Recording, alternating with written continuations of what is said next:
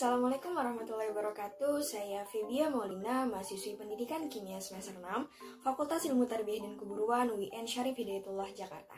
Adapun video ini dibuat dengan tujuan untuk memenuhi tugas mata kuliah Islam dan Ilmu Pengetahuan dengan dosen pengampu Bapak Bukhari Muslim MPD. Dunia yang super duper megah ini dengan segala keindahan, keistimewaan, fenomena-fenomena ataupun peristiwa-peristiwa yang terjadi di dalamnya merupakan takdir dan anugerah yang Allah berikan kepada kita sebagai makhluk ciptaannya. Apapun yang terjadi di dalam kehidupan ini merupakan skenario yang telah Allah tuangkan dan Allah tulis dalam Al-Quran, dan juga merupakan ketetapan yang telah Allah gariskan untuk kehidupan di muka bumi ini. Sebagai mahasiswa dan mahasiswi Jakarta yang berakademisi dan berintegritas, seharusnya kita sadar nih bahwasannya ilmu yang kita pelajari pun salah satu contohnya seperti ilmu sains memiliki kaitan yang erat dengan kehidupan, dan hal itu pun telah Allah tuangkan dalam Al-Quran, hadis, ataupun peristiwa-peristiwa atau sejarah terdahulu ataupun fenomena-fenomena alam yang terjadi hingga saat ini. Salah satu contohnya yaitu adalah ilmu kimia. Kalian sadar gak sih bahwasannya dalam kehidupan nyata kita sangat lekat loh dengan kimia? Seperti contohnya yaitu ketika kalian ingin memasak dan menggunakan gas LPG. Nah, gas LPG itu sendiri merupakan salah satu contoh penerapan dari ilmu hidrokarbon. Yang satu merupakan itu adalah ilmu kimia. Kemudian ketika kalian menggunakan bensin untuk berkendara, nah itu juga merupakan salah satu contoh penerapan dari hidrokarbon. Kemudian ketika kalian ingin memasak dan menggunakan garam, nah garam merupakan senyawa kimia NaCl dan itu juga termasuk ke dalam ilmu kimia. Nah, ada juga nih salah satu materi kimia yang memiliki keterkaitan ataupun pengaplikasiannya dalam kehidupan sehari-hari. Salah satu contohnya yaitu adalah materi sifat koligatif larutan. Nah, di sini kita akan membahas nih mengenai sifat koligatif larutan yang berkaitan dengan integrasi keislamannya, kemudian pengaplikasiannya dalam kehidupan sehari-hari ataupun fenomena-fenomena yang terjadi dari sifat koligatif larutan tersebut. Oh iya, ada fenomena unik atau peristiwa unik loh di balik sifat koligatif larutan ini. Penasaran? Makanya simak video ini sampai selesai ya. Sebelum kita masuk kepada ada peristiwa unik apa sih di balik sifat koligatif larutan ini, kita harus tahu dulu nih apa sih sifat koligatif larutan itu. Nah, jadi sifat koligatif larutan itu sendiri merupakan sifat larutan yang hanya terdiri ataupun bergantung pada jumlah zat larut dan tidak bergantung pada jenis ataupun macam dari zat larut tersebut.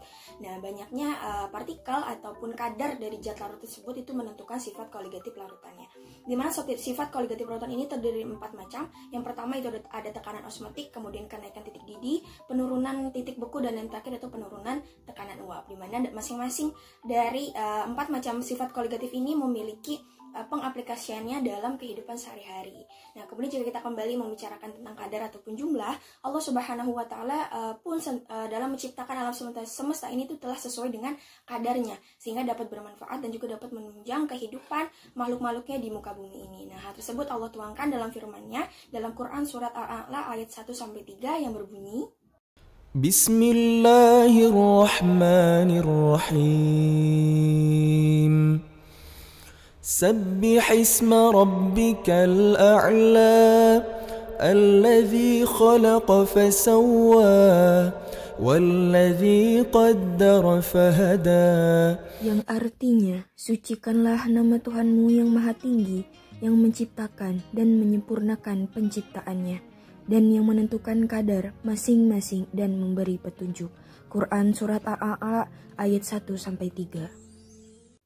Jika kita membicarakan tentang sifat koligatif larutan dan meninjau kata larutan tersebut, bahwasannya seperti yang kita ketahui bersama bahwa larutan sendiri itu merupakan sesuatu yang terdiri dari zat terlarut dan pelarut. Dan pelarut yang kita ketahui bersama secara universal yaitu paling banyak adalah air. Nah, air ini merupakan salah satu zat yang banyak Allah sebutkan dalam Al-Quran. Salah satu contohnya itu adalah Allah tuangkan dalam firman-Nya yaitu Quran Surat An-Nur ayat 43 yang berbunyi, ألم تر أن الله يزجي سحابا ثم يؤلف بينه ثم يجعله ركاما فترى الودق يخرج من خلاله وينزل من السماء من جبال فيها من برد فيصيب به من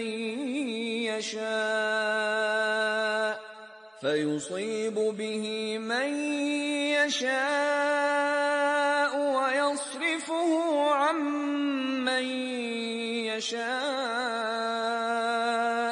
يكاد سنا برقه يذهب بالأبصار. Yang artinya, tidakkah engkau melihat bahwa Allah menjadikan awan bergerak perlahan, kemudian mengumpulkannya, lalu dia menjadikannya bertumpuk-tumpuk, lalu engkau lihat hujan keluar dari celah-celahnya, dan dia juga menurunkan butiran-butiran es dari langit, yaitu dari gumpalan-gumpalan awan seperti gunung-gunung. Maka ditimpakannya butiran-butiran es itu kepada yang dia kehendaki, dan dihindarkannya dari siapa yang dia kehendaki. Kilauan kilatnya hampir-hampir menghilangkan penglihatan. Quran Surat An-Nur ayat 43. Ayat tersebut menggambarkan bahwasannya wujud dari air itu tidak hanya cair, melainkan dapat juga berwujud padat atau es. Nah, hal tersebut itu bersinggungan dengan titik didih dan titik beku larutan sebagai salah satu contoh dari macam-macam sifat koligatif. Nah, di mana jika kita membicarakan tentang titik didih, bahwasannya air juga dapat mengalami proses penguapan sehingga air pula dapat berwujud menjadi gas. Nah, hal tersebut pun Allah jelaskan dalam firman-Nya yaitu pada Quran Surat Al-Mu'minun ayat 18 yang berbunyi, وَأَنزَلْنَا مِنَ السَّمَاءِ مَاءً بِقَدَرٍ فَأَسْكَنَّاهُ فِي الْأَرْضِ وَإِنَّا عَلَى ذَهَابٍ بِهِ لَقَادِرُونَ. Yang artinya, dan kami turunkan air dari langit menurut suatu ukuran, lalu kami jadikan air itu menetap di bumi, dan sesungguhnya kami benar-benar berkuasa menghilangkannya. Quran Surat Al-Mu'minun ayat 18. Hal tersebut menjelaskan bahwa proses turunnya hujan itu terjadi dengan sangat akurat, di mana air tersebut menggambarkan bahwa air yang diturunkan hujan sama dengan air yang diuapkan ke langit, sehingga tidak ada istilah yang berlebihan, karena semua itu telah diukur oleh Allah Subhanahu wa Ta'ala sesuai dengan kadarnya. Hal tersebut juga sesuai dengan sifat koligatif larutan, yaitu adalah sifat yang hanya bergantung pada jumlah ataupun kadar dari zat larut. Nah, itu adalah integrasi keislaman dari sifat koligatif larutan berupa kenaikan titik didih dan penurunan titik beku. Nah, sekarang kita akan bahas juga nih mengenai fenomena-fenomena dan juga pengaplikasian dari titik didih dan juga penurunan titik beku dari sifat koligatif larutan itu sendiri. Nah, yang pertama yang akan kita bahas yaitu mengenai titik didih larutan, di mana dalam kehidupan sehari-hari titik didih larutan ini kita gunakan dalam proses destilasi.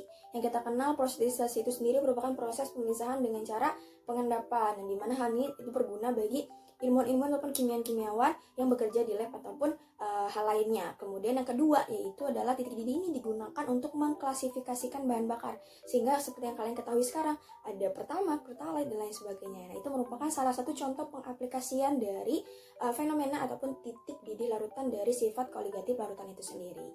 Selanjutnya yaitu aplikasi dari penurunan titik beku. Nah, di mana terdapat fenomena nih di balik penurunan titik beku ini, yaitu fenomena kehidupan beruang kutub yang hidup di suhu ekstrim. Nah, kita ketahui bersama bahwa kita aja sebagai makhluk hidup itu tidak dapat hidup di suhu ekstrim, tetapi beruang kutub dapat hidup di suhu ekstrim ataupun kutub utara tersebut. Nah, mengapa demikian? Nah, jadi hal tersebut terjadi karena Allah Subhanahu wa Ta'ala telah mendesain tubuh ataupun lingkungan di sekitar beruang kutub itu dengan sangat kompleks. Yang pertama yaitu beruang kutub diberi badan ataupun bulu-bulu yang tebal di badannya, sehingga dapat mencegah ataupun memperhangat badannya dari suhu ekstrim tersebut. Kemudian yang kedua, beruang kutub juga memiliki zat anti beku di dalam tubuhnya. Nah, zat anti beku tersebut itu adalah berasal dari darah ikan yang beruang kutub makan. Nah, di mana ikan tersebut itu memiliki zat anti beku juga yang dapat menurunkan suhu hingga 0,9 derajat Celcius, sehingga dapat menghangatkan badan dari beruang kutub itu sendiri. Kemudian zat anti beku ini juga dari zat anti beku itu sendiri dapat mencegah terjadinya pembentukan kristal es dari jaringan dan sel tubuh beruang kutub itu sendiri. Nah, oleh karena itu beruang kutub dapat hidup pada suhu ekstrim atau di kutub utara ini.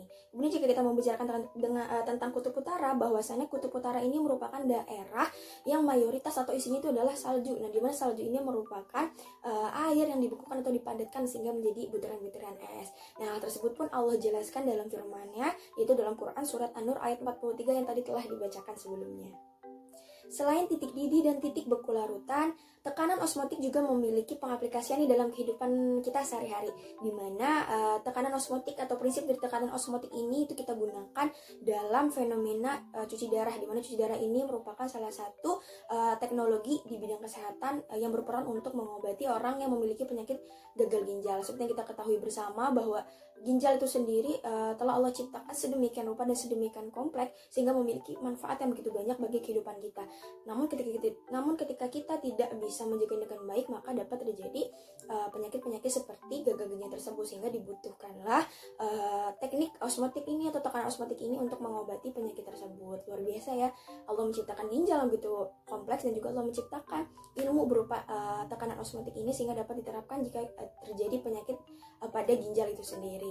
Kemudian selain itu dalam kehidupan sehari-hari pun seperti yang kita ketahui bersama bahwa pohon dapat tumbuh dengan begitu tinggi dan begitu lebat itu karena adanya nutrisi, di mana nutrisi tersebut itu berasal dari air ataupun larutan-larutan yang ada di dalam tanah, di mana nanti akar tumbuhan tersebut akan menarik ataupun menyerap air tersebut, kemudian membawanya hingga sampai ke pucuk dari pohon tersebut. Nah, hal tersebut itu terjadi karena sel-sel dari tumbuhan itu dapat memiliki tekanan osmotik 40-50 atmosfer sehingga tumbuhan tersebut dapat tumbuh dan berkembang.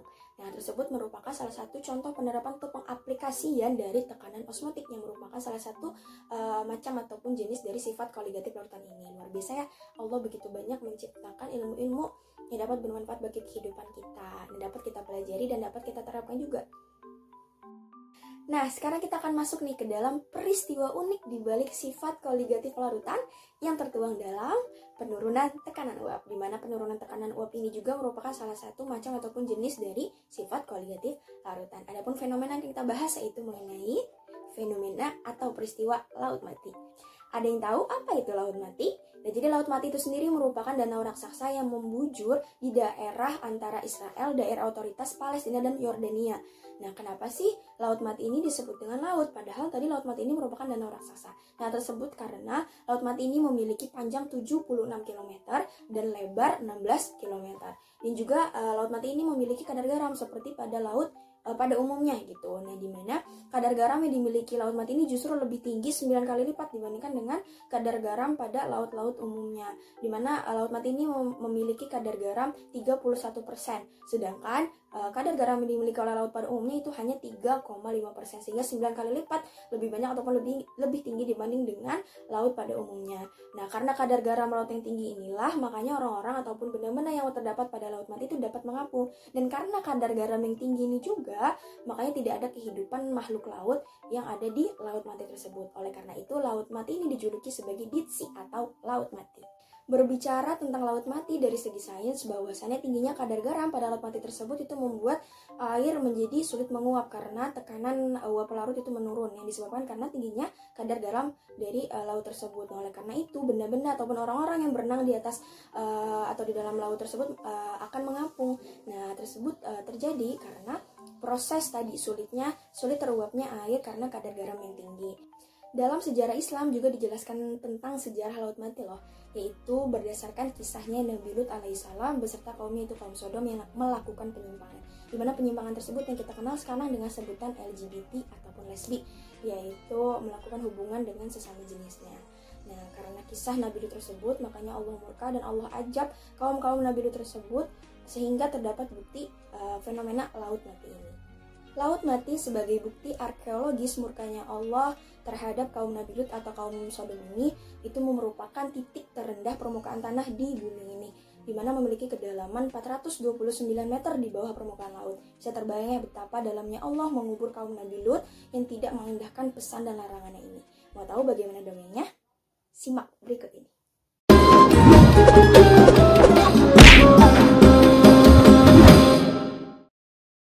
Kisah Nabi Lut alaihi salam dan kaum Sodom. Kisah ini disebutkan beberapa kali dalam Al-Quran, salah satunya dalam surat Hud ayat 77 hingga 83. Diceritakan bahwa Nabi Lut alaihi salam diperintahkan oleh Allah Subhanahu wa Ta'ala untuk berdakwah kepada kaum Sodom yang telah melakukan penyimpangan besar. Mereka memilih pasangan dari sesama jenisnya, bahkan dengan berani menantang Nabi Lut untuk menurunkan azab Allah Subhanahu wa Ta'ala. Nabi Lut alaihi salam tinggal di sebuah kota bernama Sodom yang terletak di negeri Al-Gaur, dekat dengan bukit Baitul Maqdis. Penduduk kota ini atau kaum Sodom banyak yang menyimpang dari ajaran Allah. Buktinya masih terjadi perampokan atau penyamunan. Selama tinggal di kota Sodom, Nabi Lut berdakwah kepada kaumnya dengan santun. Namun sikap kaumnya justru berkebalikan. Mereka mendustakan ajaran Nabi Lut dan tidak menghiraukan perkataannya. Wahai kaumku, mengapa kalian tidak bertakwa? Sesungguhnya aku adalah seorang rasul kepercayaan yang diutus kepadamu. Bertakwalah kepada Allah dan taatlah kepadaku. Shh, bicara apa sih dia? Entahlah, wahai saudaraku. Aku bosan sekali mendengar Lut mengoceh tentang keimanannya itu. Mereka terus saja mengobrol seolah-olah tidak mendengar perkataan Nabi Lut. Wahai kaumku, aku sekali-kali tidak minta upah kepadamu atas ajakan mulia ini. Jadi, engkau kemari minta upah kepada kami? Ini, ambillah. Kebetulan aku punya banyak uang dari hasil rampasan para musafir. Astaghfirullahaladzim. Sesungguhnya, mengambil hak orang lain adalah perbuatan yang zalim. Wahai kaumku, segera bertaubatlah kalian. Kemudian, Nabi Lut meninggalkan tempat itu dengan perasaan hancur. Tidak sekali dua kali mereka bersikap buruk kepada Nabi Lut. Namun Nabi Lut tidak putus asa. Beliau terus berdoa kepada Allah agar Allah membukakan pintu hati kaumnya yang telah menyimpang. Allah Subhanahu wa Ta'ala telah menciptakan manusia secara berpasang-pasangan. Laki-laki berpasangan dengan perempuan, begitu juga sebaliknya. Namun kondisi berbeda terjadi pada kaum Sodom. Para laki-laki dengan bangga memilih pasangan mereka dari jenisnya dan meninggalkan istri-istri mereka. Wahai kaumku, mengapa kamu mendatangi sesama lelaki di antara manusia dan kamu tinggalkan istri-istri yang dijadikan oleh Allah untukmu? Bahkan kamu adalah orang-orang yang melampaui batas.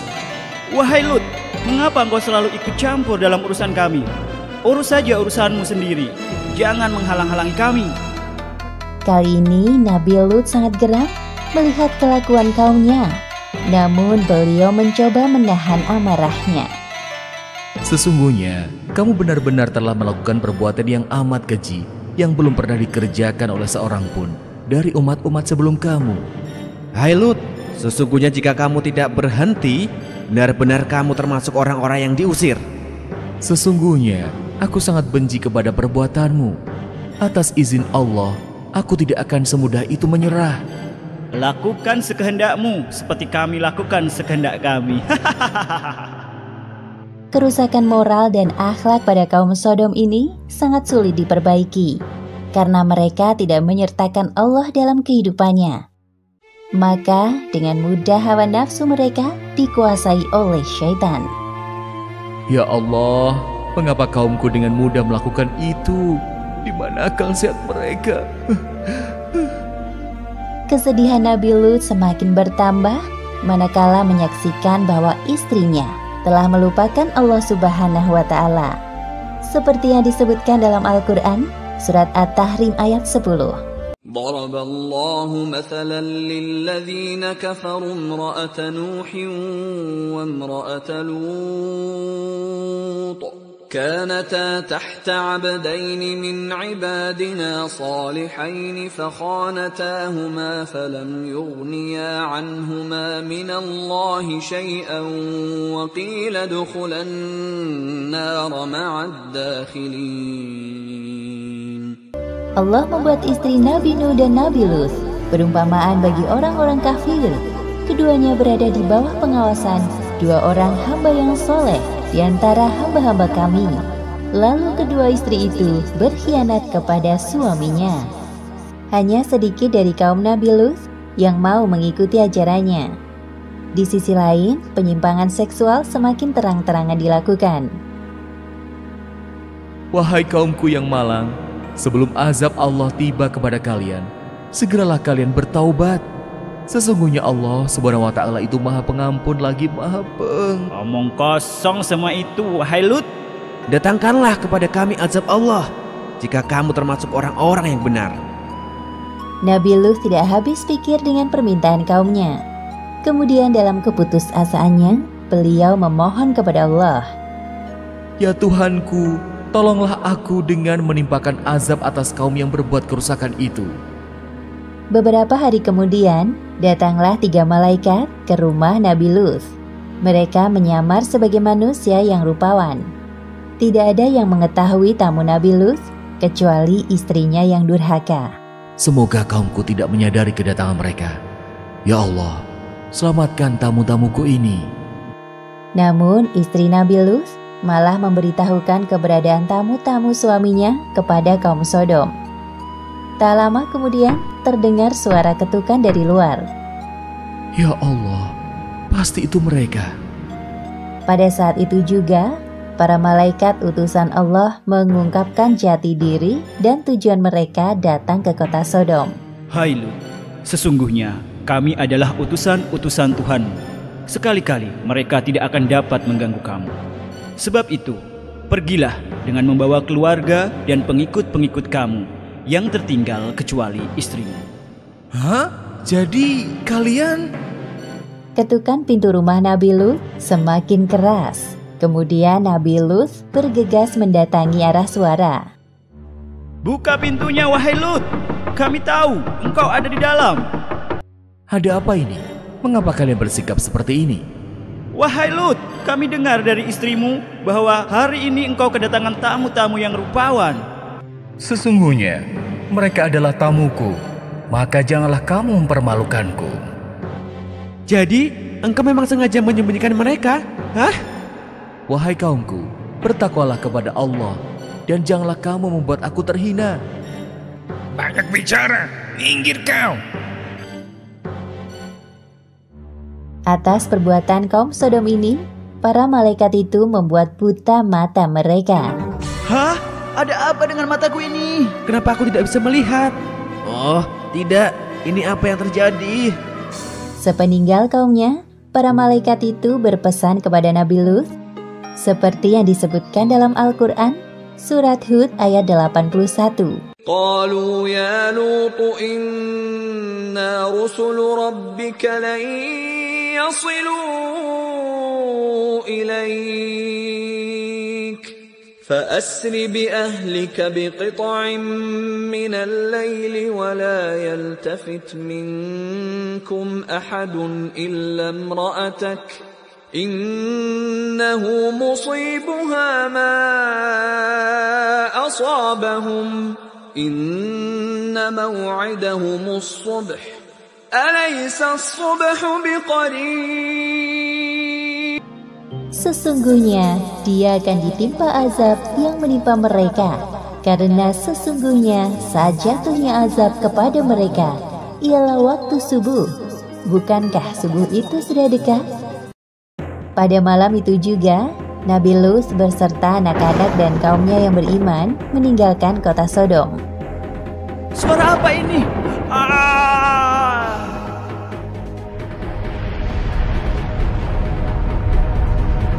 Akhirnya azab yang mereka tunggu-tunggu datang.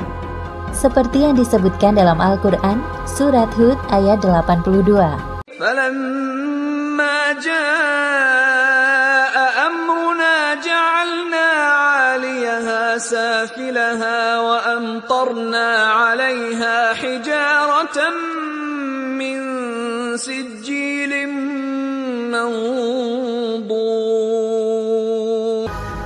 Maka tatkala datang azab kami jadikan negeri kaum Lut itu yang ada di atas ke bawah, kami balikkan, dan kami hujani mereka dengan batu dari tanah yang terbakar dengan bertubi-tubi. Demikianlah akhir kisah Nabi Lut dan kaum Sodom. Beberapa hikmah yang dapat kita ambil dari kisah ini. Pertama, kegigihan Nabi Lut dalam berdakwah kepada kaum Sodom patut kita jadikan teladan. Kedua, tidak sepantasnya kita menantang Allah dengan menurunkan azab. Dan ketiga, hendaknya kita menjaga diri agar tidak terjerumus dalam penyimpangan seksual. Wallahu a'lam bishawab. Dari kisah Nabi Lut bersama dengan kaumnya itu kaum Sodom, terdapat integrasi nih antara fenomena Laut Mati sebagai contoh dari penurunan tekanan uap dengan sejarah Islam di masa lalu. Nah, hal tersebut pula Allah firmankan dalam Al-Quran, yaitu pada Quran surat Al-A'raf ayat 81 sampai dengan 82 dengan bunyi وَلُوطًا إِذْ قَالَ لِقَوْمِهِ أَتَأْتُونَ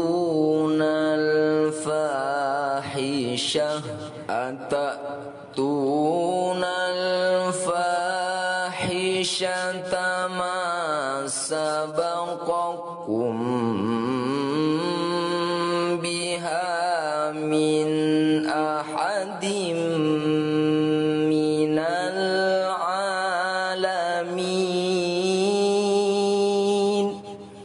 إِنَّكُمْ لَتَأْتُونَ الرِّجَالَ شَهْوَةً مِنْ دُونِ النِّسَاءِ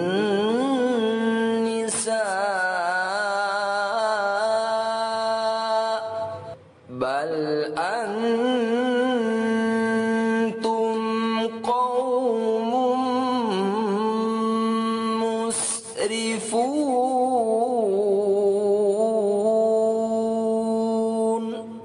وَمَا كَانَ جَوَابَ قَوْمِهِ إِلَّا أَنْ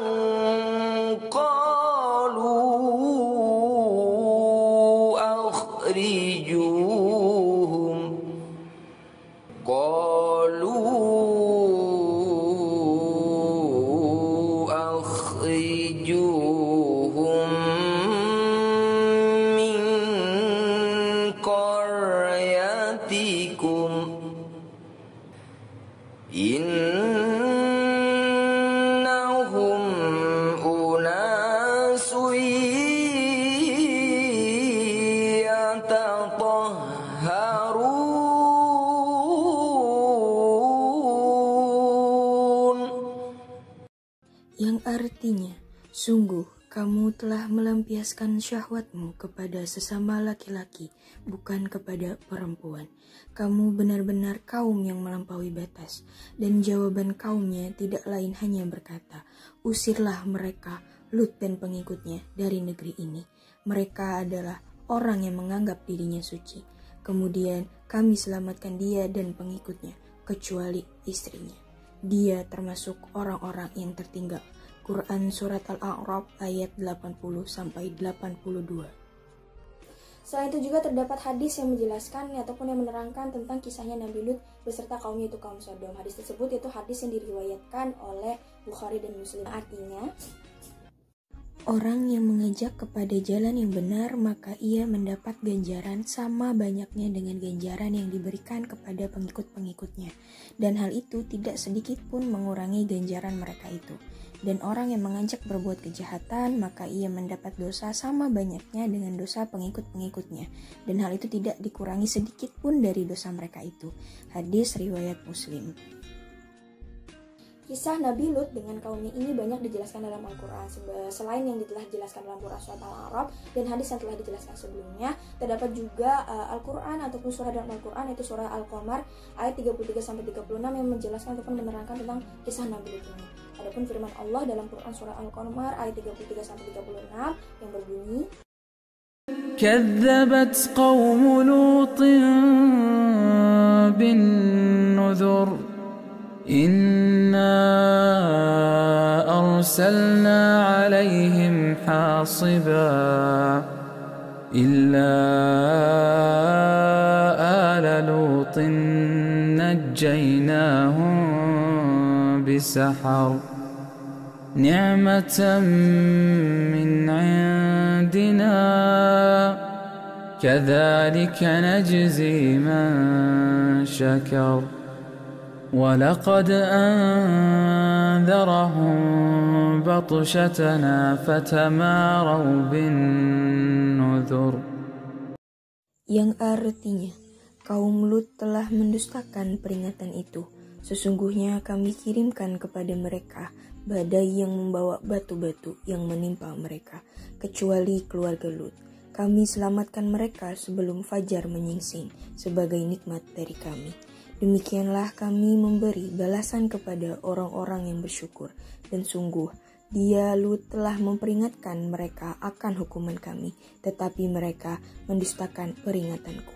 Quran Surat Al-Qamar ayat 33-36. Bukti arkeologis lain selain adanya laut mati, terdapat juga temuan-temuan berupa tulang-tulang manusia di negeri tersebut. Nah, tersebut juga Allah tuangkan dalam firman-Nya itu pada Quran Surat Al-Hijr ayat 73-75 yang berbunyi, فَأَخَذَتْهُمُ الصَّيْحَةُ مُشْرِقِينَ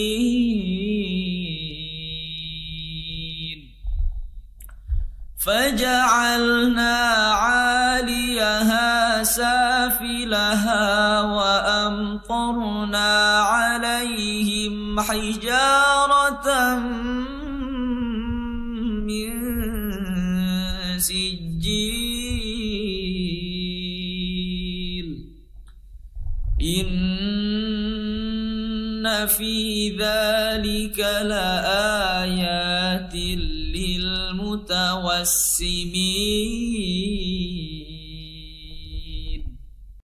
Yang artinya, maka mereka dibinasakan oleh suara keras yang mengguntur ketika matahari akan terbit. Maka kami jadikan bagian atas kota itu terbalik ke bawah, dan kami hujani mereka dengan batu dari tanah yang keras. Sesungguhnya pada hari yang demikian itu benar-benar terdapat tanda-tanda kekuasaan kami bagi orang-orang yang memperhatikan tanda-tanda. Quran Surat Al-Hijr ayat 73-75. Adapun hikmah yang dapat kita petik dari peristiwa unik di balik sifat koligatif lautan ini, yaitu yang pertama, kita harus mensyukuri apapun yang Allah berikan kepada kita. Kemudian yang kedua, kita harus menjalankan kodrat yang telah Allah berikan, jangan sampai menyimpang ya. Kemudian kita harus senantiasa menjalankan perintahnya dan menjauhi segala larangan-larangannya. Nah, mungkin cukup sekian nih penyampaian saya tentang peristiwa unik di balik sifat koligatif lautan ini. Semoga bermanfaat ya untuk teman-teman semua. Kurang lebihnya mohon maaf. Wassalamualaikum warahmatullahi wabarakatuh.